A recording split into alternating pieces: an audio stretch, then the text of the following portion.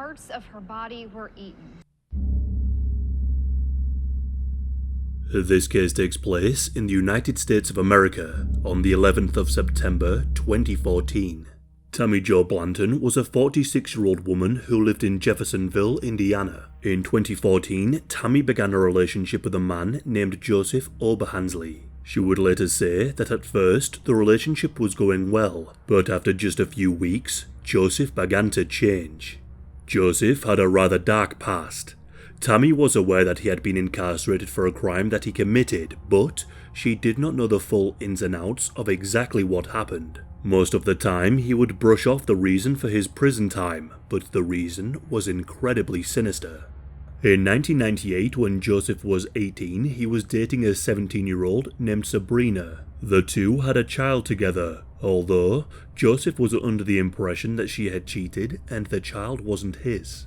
On the 9th of December 1998, only days after the birth of their child, Sabrina went over to Joseph's mother's house to visit without him. On this day, Joseph had taken a large amount of illegal substances and made his way over to his mother's house. Upon entering, he was enraged to see Sabrina standing there. In response, Joseph pulled out a gun and fired. He shot Sabrina as she held their child. Joseph's mother then jumped in front of Sabrina and the child, but Joseph opened fire on her too and shot a bullet in her back. Joseph then turned and fired a shot at his sister, who was also present, but thankfully the bullet missed her. After shooting his girlfriend and his own mother, Joseph turned the weapon on himself. He placed it under his chin and fired.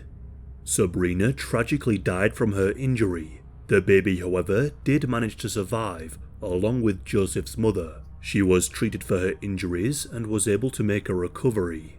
The bullet that Joseph had fired into his own head became lodged in his brain, and he too was able to make a recovery. Once he recovered, he was charged with murder and attempted murder.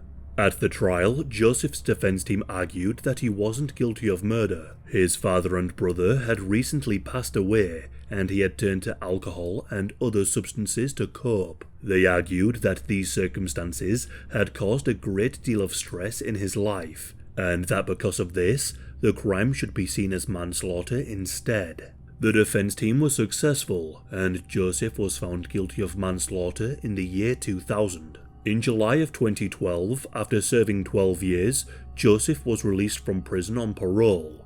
Joseph headed for Indiana to join his mother, who forgave him shortly after he had shot her. During his time in prison, she even advocated for his release. However, it wouldn't take too long for Joseph to commit another crime.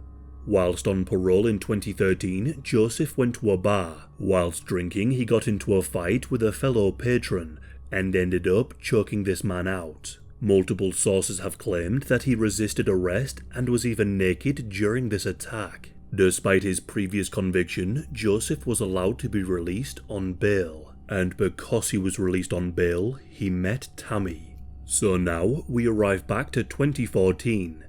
As I said earlier, Joseph and Tammy were in a relationship, but shortly into this relationship, Joseph began to change. He became controlling and aggressive. But then, Tammy confided with a friend and told this friend that Joseph had done something truly horrific. On the 5th of September, Joseph held her captive in her home and repeatedly forced himself upon her for 2 days. Because she was so scared of Joseph, she did what he wanted, as to not anger him further. This occurred around 4 months into their relationship. Once she was away from Joseph after being held captive, she ended the relationship, but Joseph wouldn't take no for an answer. Following the breakup, he continued to harass Tammy and would often show up at her home and her work, which of course greatly intimidated her. Some text messages would later be found on Tammy's phone which were sent to Joseph. The messages go as follows. You can choose to be in denial about what happened on Saturday into Sunday. I won't be in denial. No one, and I mean no one, gets to terrify me like you did on Sunday. I will never forget it as long as I live. She went on to say, I do not want to involve the police, but if you leave me no choice, that is what I will have to do." Tammy called her father and asked him to change the locks on her home. Meanwhile, not feeling safe, Tammy stayed at one of her friends' houses for a couple of days. Once the locks were changed, she returned home and told her friends that she had the police on speed dial and kept chairs under the door handles of her house. At 3 a.m. on September the 11th, 2014, Tammy awoke and heard the sounds of someone trying to break into her home.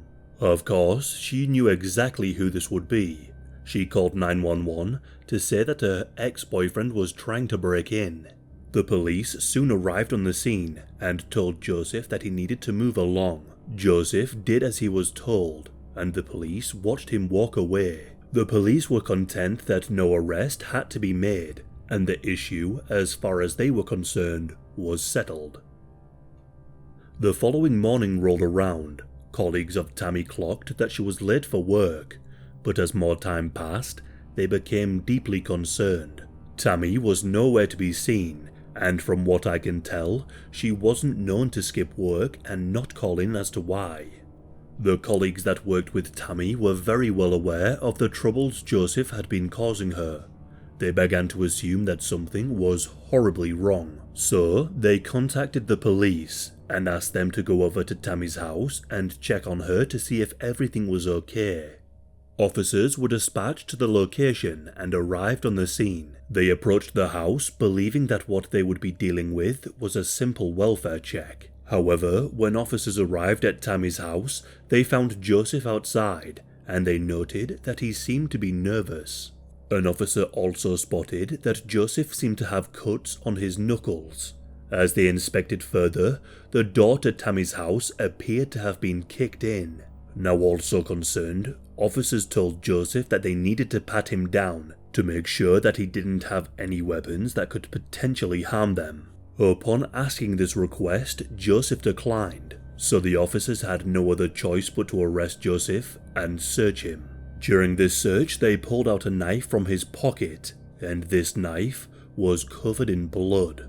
One of the officers later testified that she entered the home through the back door that had been kicked in. She found a trail of blood throughout the house, all over the walls, the floor, everywhere. They then entered the bathroom of the house. Inside, a tent covered the bathtub. They pulled back the tent and found Tammy's body in the tub.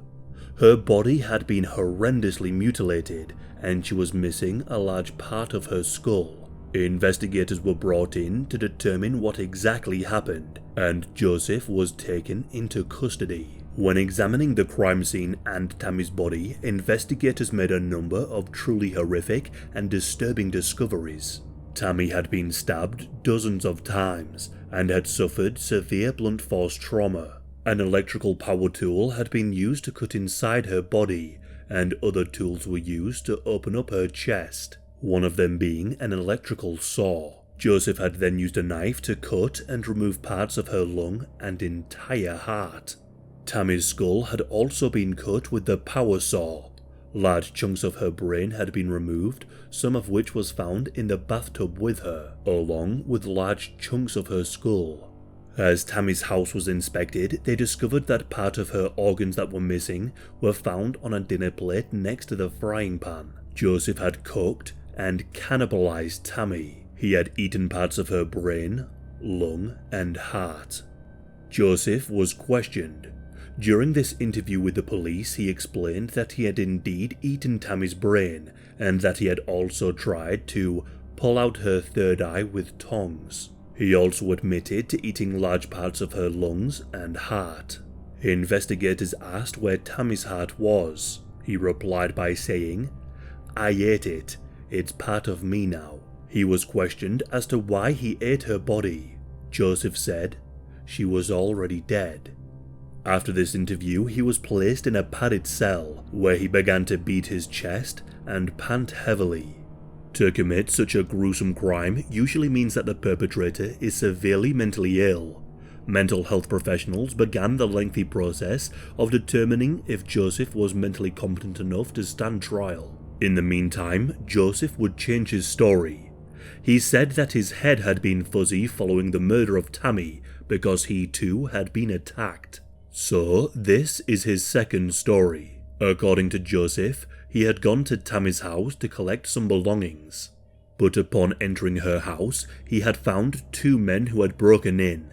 Upon seeing Joseph, these two men supposedly attacked him and rendered him unconscious. He claimed that these two men had stabbed, killed, and eaten Tammy. Joseph also said that he believed the two men were planning to cut his head off and eat his brain.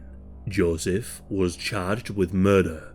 After some time, and after being assessed by multiple professionals, Joseph was deemed not mentally fit to stand trial in 2017. Joseph was then given medical and psychological treatment, and in 2018 he was deemed fit to stand trial, nearly 4 years after the crime had been committed. The trial would begin in 2019. This trial, however, wouldn't last long. One of the jury members was aware of Joseph's past. To have a fair trial, the jury was supposed to have no prior knowledge of his manslaughter conviction. This jury member spoke to a number of other jury members and told them what he had done previously. When the courts found out about this, the trial was ruled as a mistrial. A new trial would need to be set up, however, this again would take some time. The courts needed the go-ahead from mental health professionals that Joseph was fit again to stand trial. During this time, Joseph was offered an insanity plea, but Joseph declined to take it. He said to the judge that using the insanity defense would be in part amount to admitting guilt to the jurors, and said, "I don't suffer from any mental illness." A second trial would begin in September of 2020, 6 years after the death of Tammy. During the trial, the jury was shown a number of photographs of the crime scene, and was shown evidence that Joseph had consumed some of her brain, lungs, and heart. Before the jury were presented with these images, they were warned how graphic and gruesome they were, and were described as worse than anything you would see in a horror film. Joseph took to the stand and claimed that 2 black men had broken into Tammy's house and that they were the ones responsible for her death. When asked about the initial confession, Joseph stated that he had been coerced by investigators to confess, and claimed that when he was being questioned, he was in a vulnerable state of mind. The defense then warned the jury not to be distracted from the facts of the case by, quote, emotional evidence. The prosecution stated that Joseph's story of intruders was a fabrication, and that he, and he alone, was responsible for the death and cannibalization of Tammy. The prosecutor said, "She suffered so many indignities that night. She was terrified, she was stabbed, she was dismembered, and she was eaten, all at the hands of Joseph." One of Tammy's friends also testified. She spoke of the horrific weekend Tammy had suffered at the hands of Joseph in the week before the murder. Messages were shown to the court from Tammy's phone, where she confided with this friend, highlighting how she was scared of him. The 911 call placed by Tammy in the early hours of the morning before her murder was also brought up, showing that Joseph had already tried to break into her house that morning. A psychologist that assessed Joseph testified and stated that he was the most severely mentally ill person who she had ever reviewed. Joseph's defense told the court that he had a bulge lodged in his brain and that this was a major cause for his mental health issues. They went on to claim that this should be taken into account when finding him guilty or not guilty of murder. Joseph was thankfully found guilty of murder and sentenced to life in prison without the possibility of parole. As he was removed from court, he continued to insist that he was innocent. What is incredibly frustrating about this case is that Joseph has proven himself to be a serious danger to society not once, but twice. Yet, his lawyers are helping him to get a retrial and have launched an appeal.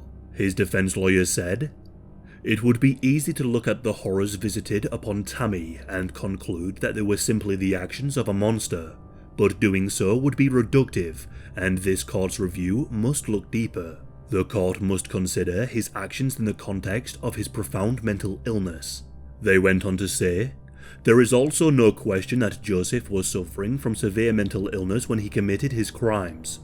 What there is a question about, however, is whether Tammy would still be alive today if Joseph were not so severely mentally ill. There are reasons to believe that she would. Because of that, Joseph asks this court to find his sentence of life without parole inappropriate. End quote.